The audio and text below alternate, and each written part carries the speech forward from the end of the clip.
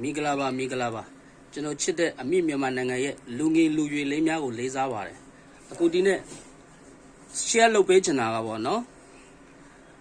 ရှမ်းမြောက်ကတော့တော်တော်လေးတော့ညိန်သွားပြီပေါ့နော်ရှမ်းမြောက်တော်တော်လေးညိန်သွားပြီ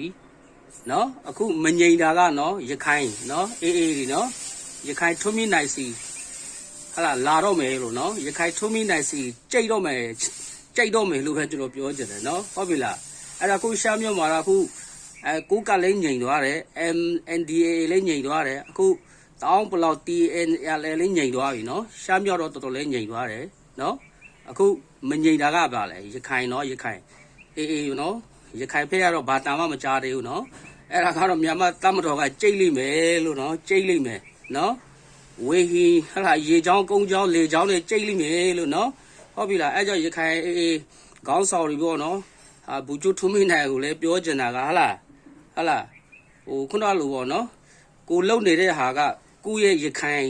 လူမျိုးတွေဘလောက်ပြုံးတီးသွားတယ်လဲဆိုတာကိုထက်တွက်ဖို့ကျွန်တော်ကအကြံပေးချင်ပါတယ်နော်ဟုတ်ပြီလားရခိုင်ပြည်သူတွေပေါ့နော်ရခိုင်လူမျိုးပေါ့ကွာထုံးမိနိုင်ရဲ့ခင်ဗျားတို့ရခိုင်လူမျိုးတွေဘလောက်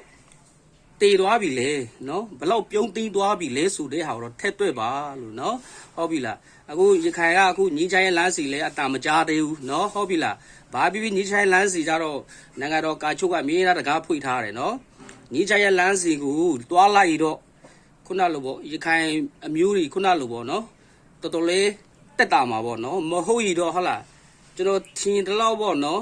ကြိတ်လိမ့်မယ်လို့နော်မြန်မာတမတော်ကကြီးရေလေနဲ့ကြိတ်လိမ့်မယ်လို့နော်ကြိတ်လိမ့်မယ်လို့နော်အဲ့ဒါမှမျိုးကန်းသွားမယ်လို့နော်အဲ့ဒါကြောင့်ဟုတ်လားရခိုင်ကောင်းဆောင်ဟုတ်လားဘူကျိုးထွန်းမိနိုင်ကိုလည်းပြောချင်တာဟုတ်လားစဉ်းစားပါလို့စဉ်းစားပါတေချာနော်ကိုရခိုင်တွေအတေမခံပါနဲ့တော့လို့ပဲပြောချင်ပါတယ်နော်ကျေးဇူးတင်ပါတယ်